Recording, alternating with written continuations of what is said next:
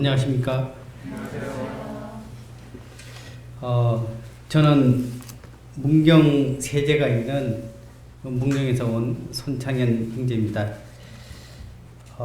제가 작은 자를 이렇게 불러서 이렇게 격려해 주시고 또 이와 같은 시간을 허락해 주신 주님께 또한 감사를 드립니다.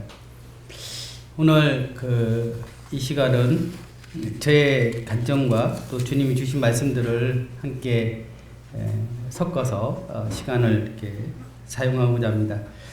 하나님 말씀 사무엘상 15장 22절 말씀을 함께 보시겠습니다.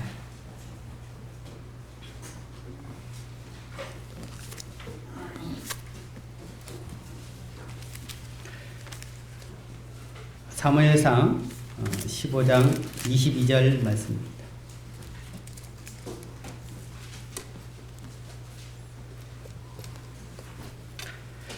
사무엘이 이르되 여호와께서 번제와 다른 제사를 그의 목소리를 청종하는 것을 좋아하신 같이 좋아하시겠나이까. 순종이 제사보다 낫고 듣는 것이 순양의 기름보다 나으니. 이 말씀은 그 이스라엘 초대 왕이었던 이 사울 왕이 아말렉과의 전쟁에서 하나님께서 완전히 진멸할 것을 이렇게 말씀하였지만 이 사울 왕은 그 중에 좋은 짐승들을 살려두어서 하나님께 제사 드리려 가져왔을 때 사무엘이 사울 왕에게 건면하는 말씀입니다. 인간적인 면으로 생각하면 사울 왕의 말이 맞을 수 있죠. 좋은 것들을 다 죽일 필요가 있겠습니까? 이런 좋은 것들을 하나님 앞에 먼저 드리는 것이 좋아서 가져왔습니다. 하지만 하나님께서는 더 기뻐하는 것은 이와 같은 좋은 것들을 하나님 앞에 드려지기보다는 이 하나님 말씀에 온전히 순종되어지는 그 자세, 그것을 하나님께서 더 기뻐하는 모습들을 보게 됩니다. 그래서 순종이 제사보다 낫고 라는 말씀을 가지고 함께 주님이 저의 삶 가운데 함께 하셨던 것들을 이렇게 나누기를 원합니다. 제가 누군지 알고 계시는 분들도 계시고 또 대부분 아마 잘 모르실 것이라고 생각됩니다. 제가 여기서 세미나를 미스톤 세미나를 이렇게 한 적이 있어서 서대문교회 이번에 두 번째 이렇게 방문을 하게 되는데요. 저는 1970년생입니다. 올해 51살이고요. 1987년 8월에 고등학교 2학년 때 친구의 권유로 대구 대명동교회에서 복음의 말씀을 듣고 요한복음 5장 24절 말씀을 통해서 구원의 확신을 갖게 되었고 9월 27일 날 침례를 받게 되었습니다. 저는 고향이 대구고 또 대구에서 생활을 했습니다. 잠깐 이제 저의 어린이 시절의 어떤 상황들을 좀 말씀을 드리면 제가 구원을 받게 된 상황과 이런 부분들을 좀 이해를 돕기 위해서요. 저는 그 위에 누님과 형님, 그래서 이렇게 3남매의 막내입니다. 그런데 저희 그 바로 위에 있는 형이 5살쯤에 화물트럭에 매달렸는데 화물트럭이 뒤로 후진하면서 그것도 모래가 가득 실린 상태에서 형님의 두 다리를 완전히 그냥 뭉개졌던 거예요. 근데 부모님이 그 다리에서 이제 그러니 이제 부모님이 그 모습을 이제 보셨던 것 같아요.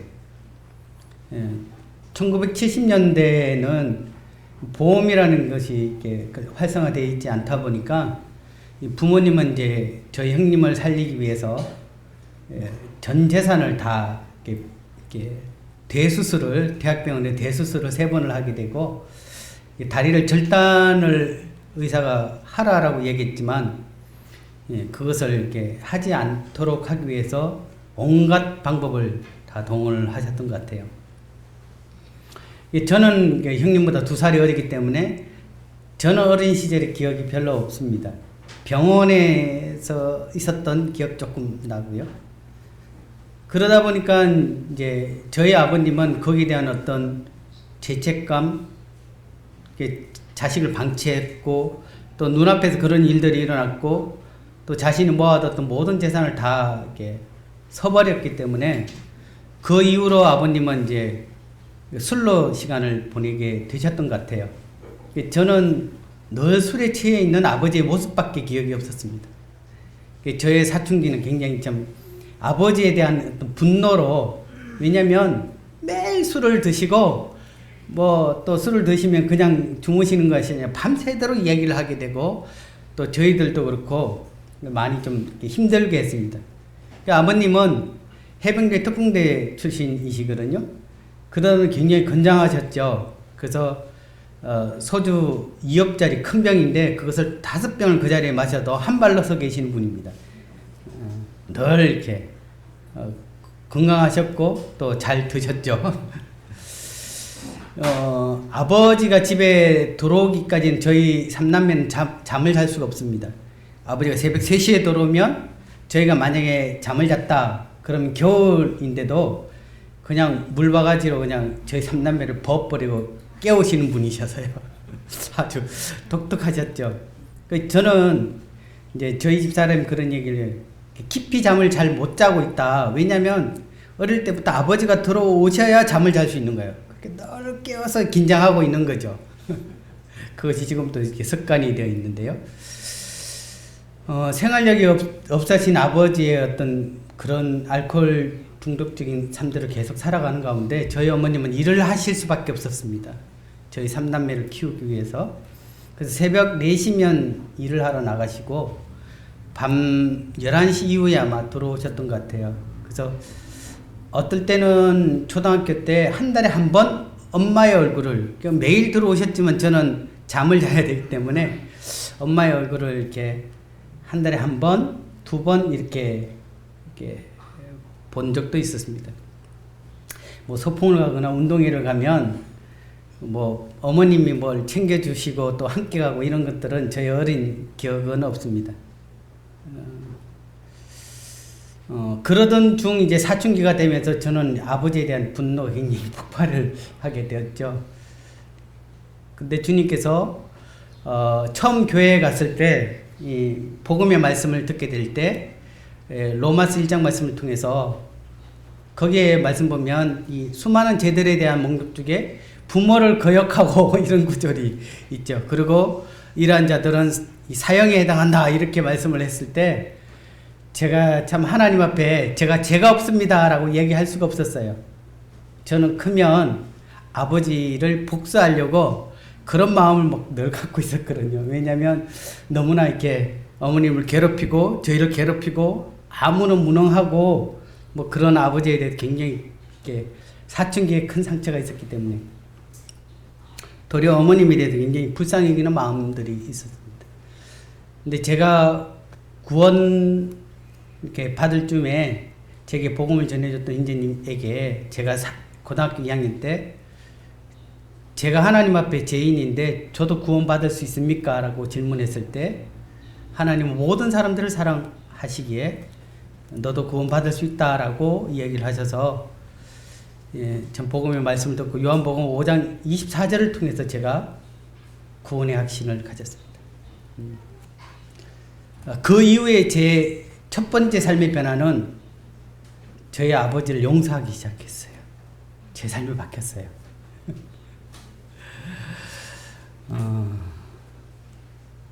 그러던 중 이제 제가 25살에 결혼을 장로인재님의 중매로 저희 집사람을 만나서 결혼을 하게 됐습니다. 주님 앞에 일찍 가정을 갖고자 하는 그런 기도의 제목들이 있었는데 주님이 허락해 주셨습니다. 제가 결혼을 하게 될 때 저희 어머님이 저희 집사람에게 부탁을 했고 또 저희 어머님이 눈물을 흘리면서 이렇게 이야기했어요. 이제 우리 아들 따뜻한 밥 먹게 생겼네. 저는 밥은 늘 식은 밥이라고 생각해요. 예전에는 전기밥솥이 없었거든요. 그래서 아랫목에 이렇게 밥 이렇게 넣어 놓으면 어머님 새벽에 넣으면 아랫목에 놓잖아요.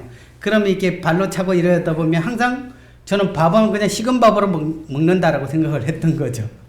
그래서 늘 그냥 밥 보면 한 숟가락 보면 통째로 들어올잖아요, 식은 밥은. 근데 어머님이 그걸 잘 알고 있었기 때문에 이제 결혼하게 되면 우리 아들 따뜻한 밥 먹게 생겼구나. 지금도 어머님은 저희가 같이 밥 먹읍시다라고 하면 항상 밥을 합니다. 아무리 식은 밥이 뭐 전기밥솥에 있더라도 밥을 즉석으로 해서 제게 밥을 차려주십니다. 그것이 어머님 좀 한이기도 하고 또한 어머니 사랑이기도 그렇게 하죠. 제가 결혼할 쯤에 대구 대명동 교회에서 대구 북부 지역으로 교회가 개척을 하게 되었습니다. 그래서 저희는 결혼과 동시에 개척이 3월 달에 되었고 저희가 4월 달에 결혼을 했기 때문에 거의 이제 결혼 날짜가 잡혀진 상태에서 대구 지금 팔곡로 교회죠. 같이 개척하게 되고 그곳에 신혼집을 꾸려서 주님을 이렇게 함께 섬기게 되었습니다. 그러던 중 이제 누가복음 9장 말씀을 함께 보시겠습니다.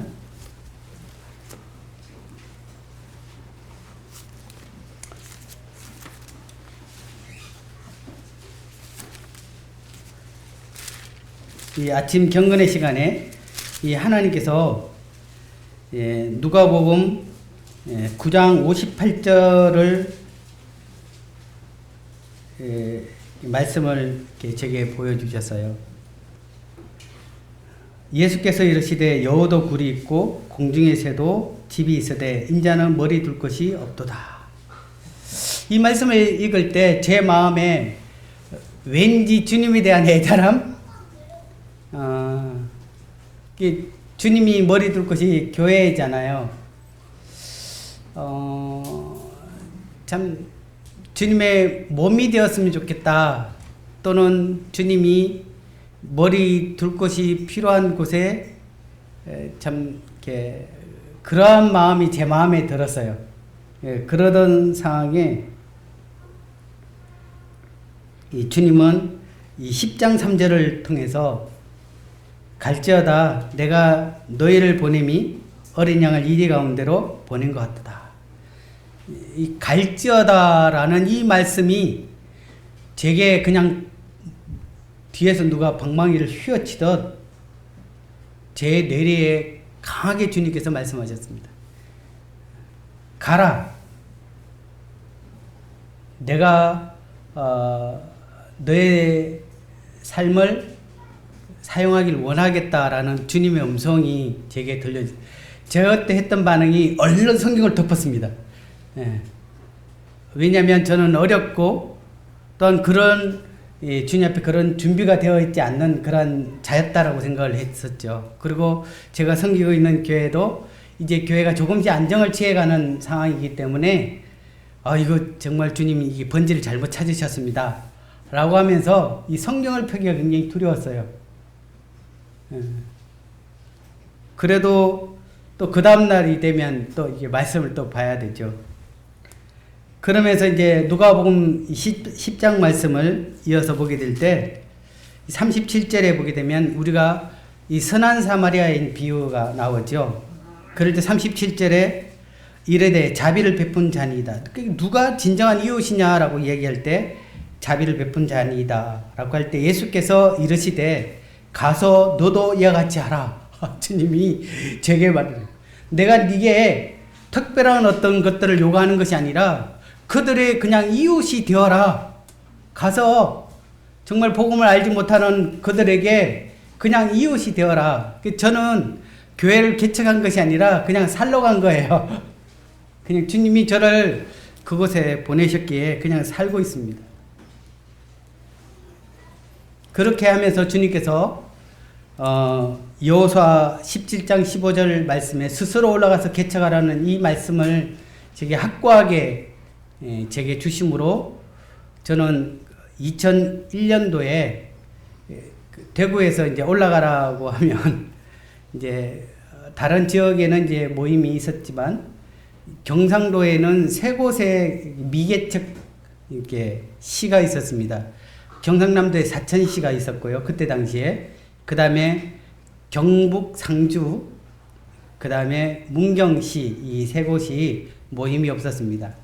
그래서 제가 상주로 주님이 부르셔서 상주에서 모임을 시작하게 되었습니다.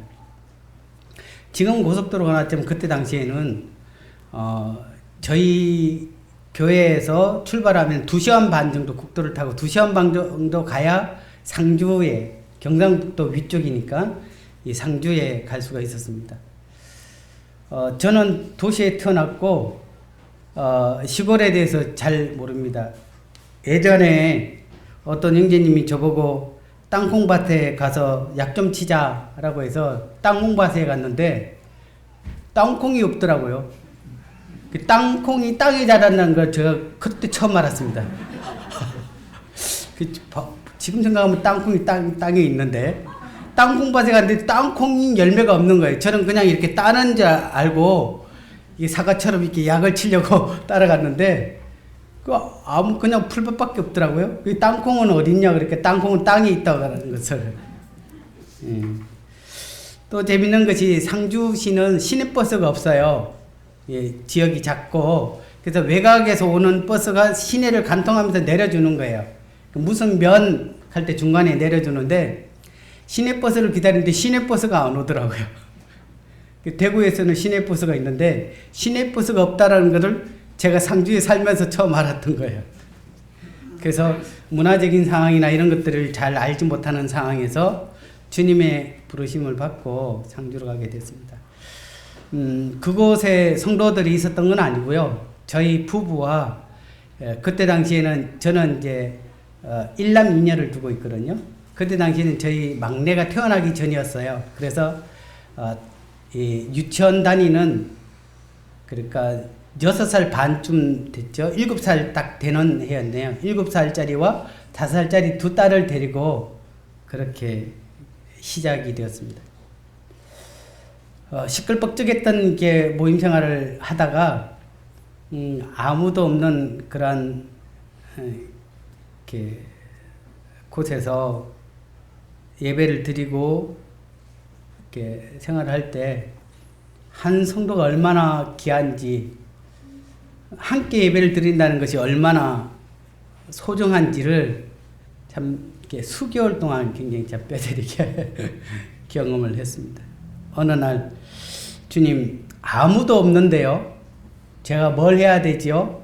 이렇게 주님 앞에 참 기도하고 있을 때 제가 소리 내어 기도할 때 옆에서 아멘 소리가 들리더라고요. 깜짝 놀라서 눈을 떴는데 그때 새벽이었는데요. 저희 7살짜리 딸이 아멘 하고 아빠 기도를 들은 거예요. 아, 나 혼자가 아니었구나. 가족이 있었구나. 라는 것을 이렇게 해서 지금은 26살이 됐어요. 26살이 됐습니다. 저는 그 대구에 있을 때 저희 부모님에게 복음을 전할, 특히 이제 어머님에게 복음을 전하려고 무단히 애를 썼지만 복음이 전해지지 않았습니다. 그러던 중 이제 제가 직장 생활을 그만두고 경북 상주로 가게 되었을 때 이 어머님이 우리 막내가 어떻게 사는가 궁금해서 상주로 오셨어요. 근데 어머님이 일요일 날 같이 저희 예배 드리는 모습을 보고 철커덕 주저앉으셨어요. 며느리 하나, 손녀딸 둘, 다였으니까. 그래서 참 어머님 마음이 굉장히 이렇게 슬펐던 것 같아요. 그래서 제가 어머님 마음을 위로해 드리고자 인근 모임에 제가 그 형제님께 연락을 드리고 인근 모임에 이제 수요 집회를 참석을 했습니다. 어머니, 저도 언젠가는 이와 같이 이렇게 성도들이 함께 이렇게 예배를 드릴 수 있는 그런 때가 옵니다. 그러니까 이제 지금은 시작이니까 이러할 겁니다. 라는 걸 보여주기 위해서요. 근데 어머님이 그곳에 있는 형제님과 이제 교제를 이렇게 집회하기 전에 교제를 하는데 형제님께서 아들을 보니까 속이 상하시죠? 네. 아들을 돕고 싶죠? 네. 그럼 구원 받으셔야 됩니다. 이렇게 얘기를 한 거예요. 그 어머님은 구원이라는 말을 제가 이야기했지만 잘 모르셨죠. 10원도 아니고 구원을 받으라고 하니까. 그러면서 그 수요 집회 때 거기는 이제 기도회 모임이었는데 기도회를 이렇게 하고 있는데 어머니 우는 소리가 들리는 거예요. 엉엉 울면서 아이고 구원이 뭔지 그거 받게 해달라고. 내 아들을 돕는 것이 그거라면 그거 받아야겠다고 뭐 이렇게 어머님의 소리가 들렸어요. 이제 그 전에 제가 복음을 너무 전하고 싶은데 이 슈퍼에 가서 물건을 사서 안녕하세요라고 하면 인사를 안 받아주세요. 언제 인사를 받아주냐면 3년 만에 인사를 받아주세요. 제가 교회 사택에 사니까 야 저기는 이렇게 교회 날 전도하려고 하는구나 이렇게 하다 보니까 이 상주는 학연, 혈연, 지연으로 뭉쳐져 있거든. 농사를 짓는 곳이니까. 그래서 어떤 분이 서울에서 이사 오신 분 집 아세요? 그러면 저 집이에요. 근데 그 집이 25년 전에 이사 온 분이에요. 그 서울에서 25년 전에 이사 와도 그분은 서울에 이사 온 사람이에요. 그 정도로 이렇게 변화가 없는 곳이죠. 그래서 복음을 전하는데 이게 전할 것도 없고 사람들은 들으려고 하지도 않고 이러다 보니까 주님 저를 이곳에 보내셨는데 제가 원 없이 복음을 전하면 좋겠습니다. 영혼을 보내주세요 라고 할 쯤에 그 형제님이 저희 어머님한테 이렇게 얘기했어요. 어머님이 그럼 나 어떻게 구원받아야 돼요? 라고 얘기하니까 아들한테 들으세요. 이렇게 하면서 보냈어요. 복음도 안 전해주시고. 근데 제가 이제 집에 와서 늦었기 때문에 어머님 주무시고 제가 다음날 이렇게 말씀드리겠습니다. 이렇게 했는데 어머님이 주무시지 않고 예배당에 쭈그리고 앉아 계신 거예요. 아들이 너무 측은해서 내가 구원을 빨리 받아야 아들을 돕는 건데 뭔지는 모르지만 그래서 제가 아침에 문을 열었는데 어머님이 예배당에 쭈그리고 계셨어요. 그 시간부터 복음을 3일 동안 정말 원 없이 전했는데 제가 상주교회 첫 열매가 저희 어머님이었습니다. 어머님이 구원을 받으시고 제가 저희 집이 대명릉교회 옆이었거든요. 대명릉교회에 가서 침례를 받아서 한 달 만에 오셨어요. 참 주님이 저에게 참 순종되어졌을 때 주님 제가 그토록 애달바하고 기도해왔던 저희 어머님이 구원을 받으셨어요. 지금은 이제 문경에 같이 계십니다. 함께 주님을 섬기시기. 저희 어머님이 구원받은 지 벌써 20년 가까이 되네요. 예, 정말 귀한 동역자이기도 하고 늘 감사가 되죠. 이제 교회가 조금씩 성도들이 더해지면서 한 10년 차 정도 되면서 제 마음에 가장 인근 지역인 이 문경 지역에 교회가 세워지기를 기도했습니다. 그래서 일꾼을 한 가정을 두고 기도하면서 5년 동안 이제 그 일꾼 양육을 하고 그 가정을 파송하려고 이렇게 준비를 했었죠. 저희도 이제 그 10가정 되면서 교회가 조금 안정되는 그러한 시점이었는데 히브리서 말씀을 좀 보시겠습니다. 히브리서 13장 말씀입니다.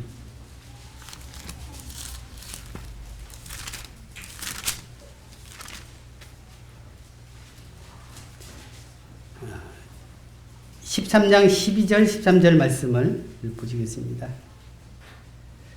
그러므로 예수도 자기 피로서 백성을 거룩하게 하려고 성문 밖에서 고난을 받으셨느니라.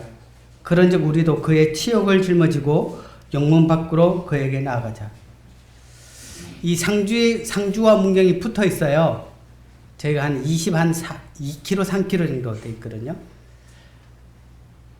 근데 이 상주의 성문 밖인 이 문경에 대해서 주님이 내가 먼저 가서 그곳에 있을 때 네가 내게로 따라와라. 다시 말하면 여기 13절 말씀처럼 그런즉 우리도 그의 치욕을 짊어지고 영문 밖으로 그에게 나아가자라고 말씀하시면서 그가 아닌 네가 따라 나와야겠다 이렇게 말씀을 하셨어요. 제가요 주님 앞에 굉장히 하소연을 좀 했어요. 주님 10년 동안 맨 땅에 헤딩하면서 이제 겨우 교회가 안정이 되는 상황에 다시 시작하라고요. 그렇게 했을 때 좀 주저했습니다. 근데 주님이 제게 오라고 했죠. 근데 말씀 자세히 보면 그냥 나아가자 이렇게 얘기하면 쉽게 갔을 건데 그의 치욕을 짊어지고 야 문경 가면 경상남보다 세게 고생하겠구나. 고난의 길이고 더 힘든 일들을 기다리고 있구나. 저는 순종했습니다. 왜냐하면 지난 10년 동안 저를 입히시고 먹이셨고 그거를 인도하셨던 그 주님을 저는 경험했기 때문에 그래서 교회에 아무 숟가락 하나도 더 가져가지 않고 그대로 두고 저희 부부 단신 그때는 이제 셋째가 태어난 이후니까 가족 3명이 문경 교회를 시작하게 되었습니다. 저희 어머님이 이제 구원을 받으시면서 저희 아버님에게 복음을 전하셔서 저희 아버님이 구원을 받으시고 또 대명동 교회 침례를 받으시면서 이 성도로 영접이 되었죠. 근데 제게는 어머님만큼 복음을 전하기 힘든 사람이 있었는데 저희 형님이었어요. 형님은 지금도 이제 장애를 갖고 계시는데 쉽게 잘 믿어지지 않는 거죠. 그리고 교회 생활을 하는 것에 대해서 좀 스스로 좀 위축된 부분들도 있어서 아무리 이렇게 복음 집회를 데려가고 하려 해도 형의 마음은 열려지지 않았습니다. 그런데 제가 문경의 이 말씀을 통해 순종되어졌을 때 이제 저희 아버님이 이제 돌아가셨어요. 돌아가실 때 장례가 치러졌었죠. 그때 송찬 형님도 오셨는데 장례식에서 제가 특별히 이제 장례를 준비하시는 형제님에게 되도록이면 복음을 전해 주십시오. 저희 형님 구원을 못 받았기 때문에 그렇게 얘기를 했는데 저희는 계속 시간만 되면 복음 집회처럼 뭐 발인, 입간 이렇게가 아니라 아침에도 저녁에도 시간만 되면 뭐 왜냐면 기독교 배경이 장례 배경이 없으시니까 원래 이런갑다 이렇게 하면서 그렇게 계속 복음이 전해졌는데 저희가 이제 따로 사모를 하지 않고 발인이 끝난 이후에 이제 탈상을 옷을 이렇게 장례를 다 치렀죠. 탈상을 하는 중에 저희 형님 마음에 하나님이 있는 것에 대해서 네가 믿느냐라고 하면서 아버지 유품인 그 성경에서 뭔가 형에게 음성을 돌려주는 것 같았다라고 표현하더라고요. 들었던 복음이 그 속에서 역사된 거예요. 몸이 불편했지만 그 자리에 덜썩 무릎을 꿇을 수밖에 없었다. 그리고 하나님이 살아있다는 것을 네가 시인하지 않으면 너는 일어날 수 없다라고 얘기하는 것 같은 느낌이 들었대요. 그래서 형이 하나님 살아계십니다. 라고 고백하고 난 이후에 무릎을 펼 수가 있었다 하더라고요. 근데 놀라운 일은 저희 아버님이 마지막 예배를 드리고 그 주에 목요일 날 돌아가셨거든요. 근데 그 다음 주부터 형이 아버지의 성경을 들고 아버지의 자리에 앉기 시작했습니다. 주님이 저희 형님을 그 이후에 복음을 듣게 하고 구원받아서 지금도 신실하게 대구 대명동교회에서 형제로서 섬김을 갖고 있습니다. 저희 형님이 구원받고 지금까지 제가 보기엔 성경을 한 7, 80독을 한 것 같아요. 10년 동안. 예. 계속 하나님 말씀 가운데 하나님의 말씀의 건의 교회가 아무리 어려워도 그 말씀의 그 건의 가운데 늘 복종하면서 말씀 가운데 순종하고 사는 모습들을 이렇게 보게 됩니다. 제가 문경으로 주님이 인도하셨을 때 제가 그 말씀에 순종되어졌을 때 주님은 제 한이었던 저희 형님을 구원해 주시고 믿음 안에 있는 형제로 영접하게 하셨던 이 모습들을 보면서 저는 경상도 말로 땡 잡았습니다. 주님이 저희 가족을 참 주님 안으로 그렇게 놀라운 은혜들을 베풀어 주셨습니다. 그리고 지난 20년 동안 저희 유치원이었던 저희 아이는 대학을 이렇게 졸업을 하고 저희 막둥이는 지금 20살이 되어서 대학을 이렇게 다니고 있습니다. 놀랍게 등록금을 낸 적이 없어요. 하나님께서 그 아이들을 먹이시고 입히고 공부시키고 하시더라고요.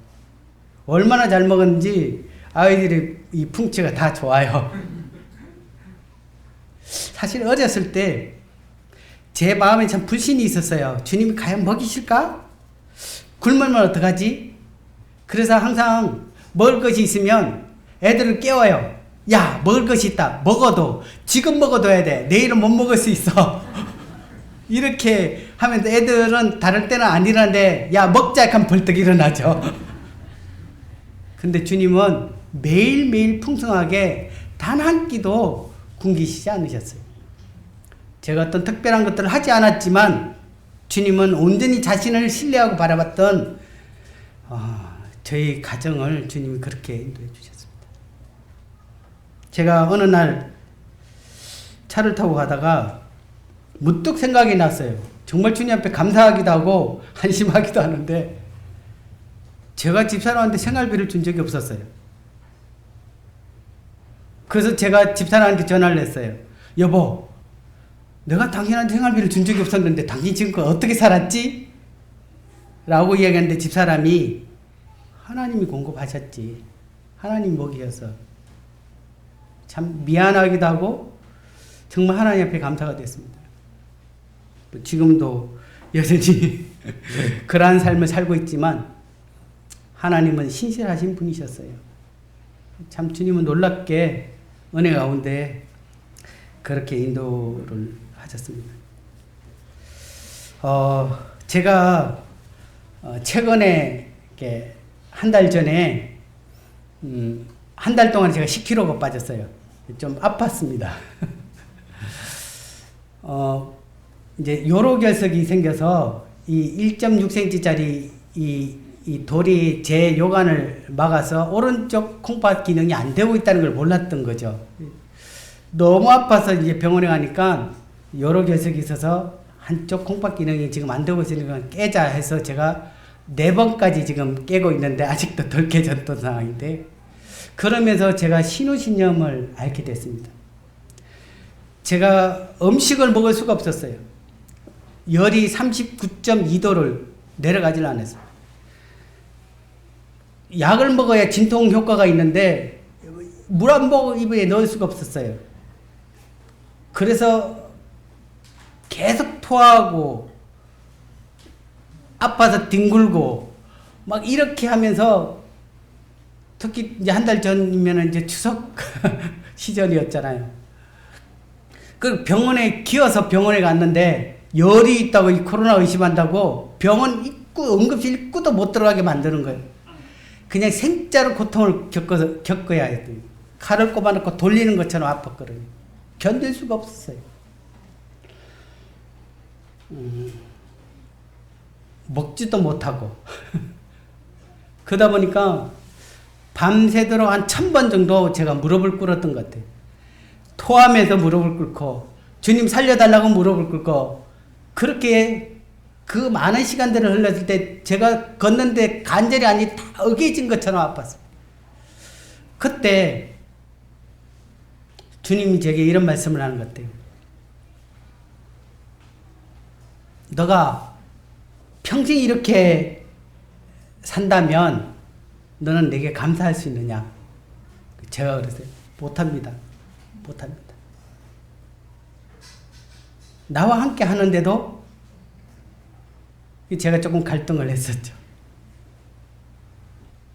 지금까지 먹이시고 입히셨던 그 하나님, 저와 늘 동행하고 있었는데 제가 하나님과의 그 동행함에 대해서 사실은 제가 조금 잊어버렸던 것 같아요. 그러면서 그 아픈 고통 가운데 먹지도 못하고 통증 가운데 떼굴떼굴 굴렀지만 주님이 제 옆에서 함께 하심을 제가 주님을 바라보게 됐습니다. 그러면서 주님께 얘기해요. 주님, 저 너무 아파요. 그러면 주님이 통증에서 조금 해방시켜 주셨다. 주님, 도저히 잠을 잘 수가 없습니다. 그러면 주님이 제게 잠을 주셨어요. 그러면서 주님, 저 괜찮습니다. 이런 고통 가운데 있더라도 주님이 저와 함께 한다면 제가 고통 없이 주님과 함께 하지 않는 삶보다는 지금 삶이 제게는 더 값집니다. 주님 감사합니다. 주님이 함께 한다는 그것이 제게 얼마나 감사한지 제가 그날 펑펑 울었습니다. 주님이 제 곁에 있다는 것이, 그전에는 기도할 때 거룩하시고 자비로우신 주님 뭐 이렇게 했는데 이제는 주님, 아이처럼 투정하고 있는데 주님은 저를 위로하시고, 열이 나면 머리를 만져주시면 열이 떨어지고, 아프면 주님이 제 허리를 만져주시면 그 통증에서 벗어나고, 그러면서 주님과 함께하는 동행하는 삶에 대해서 이제 조금씩 하게 됩니다. 사실 제가 주님과 동행하는 삶에 대해서 말씀을 나누고 싶었는데, 제가 무심코 이 서대문 교회 말씀이 지난주에 어떻게 전했지 클릭을 하는 동안에 제가 심장이 멈는 것 같았어요. 왜냐하면 제가 준비된 그 말씀이 첫 시작부터 최정태 인재님이 지난주에 하나님과 동행하는 부분에서 첫 구절, 두 번째, 세 번째, 네 번째 구절이 하나도 순서가 틀리지 않고 그대로 말씀을 전하는데, 이거 어떡하지? 이 말씀을 나누려고 했는데 그렇게 하면서 제가 가슴이 벌렁벌렁거리더라고요. 그러면서 제가 그 말씀을 다시금 되새기게 되면서 주님 앞에 큰 위로를 얻었습니다. 한 절만 보고 마치겠습니다. 시간이 다 됐기 때문에. 지난주에 말씀을 들었지만 창세기 6장 9절 말씀입니다.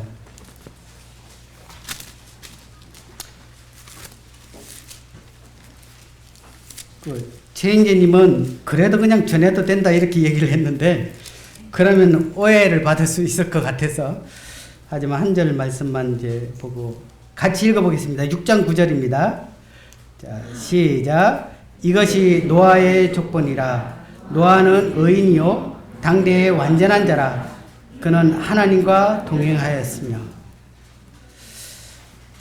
이 하나님의 말씀을 품고 사는 자들을 성경은 의인이요 완전하며 하나님과 동행하는 자라고 이야기를 하고 있었습니다. 지금의 때를 비유하면서 노아의 때와 같다라고 얘기하죠. 세상에 제약이 가득하고 모든 사람의 마음으로부터 모든 계획이 항상 악한 시대입니다.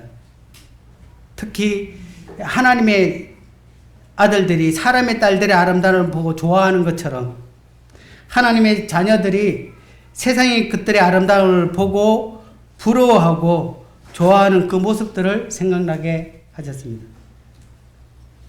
하나님은 지금도 찾으십니다.